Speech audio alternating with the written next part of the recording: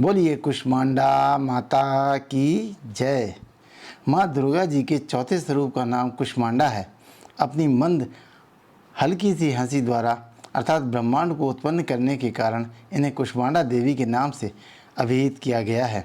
जब सृष्टि का अस्तित्व नहीं था, चारों ओर अंधकार ही अंधकार व्याप्त था, तब इन्हीं देवी ने अपने हाथ से ब्रह्मांड की रचना की थी। अतः यही सृष्टि की आदि स्वरूपा आदि शक्ति हैं। इनके पूर्व ब्रह्मांड का अस्तित्व था ही नहीं।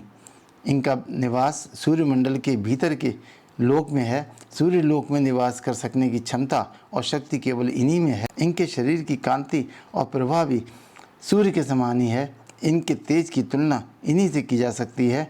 अन्य कोई देवी देवता इनके तेज और प्रभाव की समता नहीं कर सकते। इन्हीं के तेज और प्रकाश से दसों दिशाएं प्रकाशित हो रही हैं। ब्रह्मांड की सभी वस्तुओं और प्राणियों में अव्यवस्थित तेज इन्हीं की छाया है। इनकी 8 भुजाएं हैं, अतः ये अष्टभुजा देवी के नाम से भी विख्यात हैं। इनके 7 हाथों में क्रमशः कमंडलू, धनुष, बाण, कमल, पुष्प, अमृतपूर्ण, कलश, चक्र और गदा हैं। 8वें हाथ में सभी सिद्धियां और निधियों को देने वाली जप माला है। इनका वाहन सिंह है। संस्कृत भाषा में कुष्मांड कुम्हेड़े को कहते हैं। बलियों में कुम्हेड़े की बलि इन्हें सर्वाधिक प्रिय है। इस कारण से ये कुष्मांडा कही जाती हैं। नवरात्रि पूजन के चौथे दिन कुष्मांडा देवी के स्वरूप की उपासना की जाती है।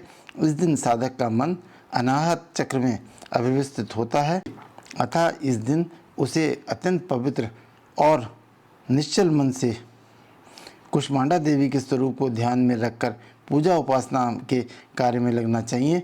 माँ कुष्मांडा की उपासना से भक्तों के समस्त रोग शोक विनष्ट हो जाती हैं।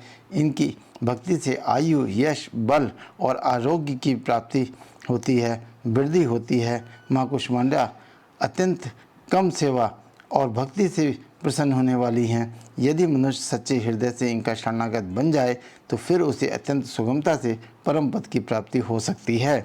हमें चाहिए कि हम शास्त्रों पुराणों में विधित विधि विधान के अनुसार माँ दुर्गा की उपासना और भक्ति के मार्ग पर आगे बढ़ें। माँ के भक्ति मार्ग पर कुछ ही कदम आगे बढ़ने पर भक्त साधक को उनकी कृपा का सूक्ष्म अनुभव होने लगता है। ये दुख स्वरूप संसार उसके लिए अत्यंत सुखद और सुगम बन जाता है।